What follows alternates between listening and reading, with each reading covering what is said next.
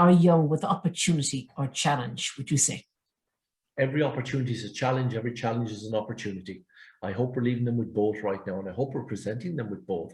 The thing is, I hope we're presenting them with both in an open mind that is not human agended, that is not AI'd, that is not algorithmed, that is not there to catch them out. Every opportunity presents its challenge. Yeah. And if we discuss it and we're willing to do it, then that challenge can become an opportunity. And that's what entrepreneurism, transformative business is all about. It's about looking at that challenge to that opportunity and turning it in. I hope that we're doing that, but to do that properly, I will go back and I'll say again, I believe that the final assessments that we use for children, even as early as second class, fourth class, which is the idea of 8 or 10 or 12, and we do later on in junior certificate, maybe 14, leaving certificate 18, these are qualitative ways of getting a quantitative, a number by which people then are nearly marked like a tattoo. We have to find other ways to ensure inclusion for differently abled, not physically alone, physical, psychological, by any other word, spiritual and beyond people, the metaphysicists, those who exist in different planes.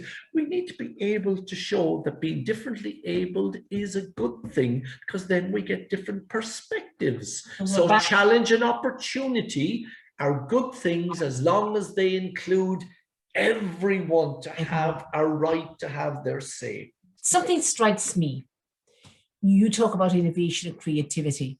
While some would argue that technology brings in an element of innovation or possibility that is beyond anything we could ever imagine, is there in some sense the notion of robbing the child of that organic innovation within, in using technology? Absolutely not, because I'm going to actually attack you now, if it's okay, because I love your debates. Go on. Technology can't imagine. It's the human behind it, yeah. The human is the imagination that created the technology to be able to present. The human EQ, IQ is the capacity to have the problem solving. Yes, the computer can do things faster, quicker, one thing at a time, algorithm, but it can't problem solve a million things at the one time that our brain, the greatest computer of ever, is here. And the imagination, actually, so when reality ends, imagination begins. And I said to someone once, who said this? And they're all giving me answers. Well, actually, that was said by Tinkerbell in Peter Pan.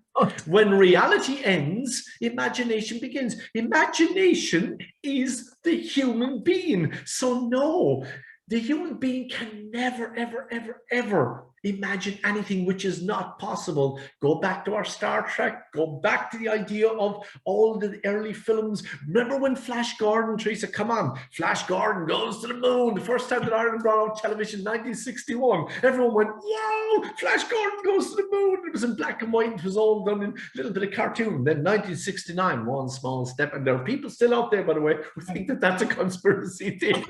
But imagination is the human domain, and we can imagine anything and reimagine it, learn, unlearn, relearn. The future of now is now. That imagination is something that in Industry 5 will create multi-millions of jobs more than we will lose because of the technology that's there, because we are the ones that can imagine.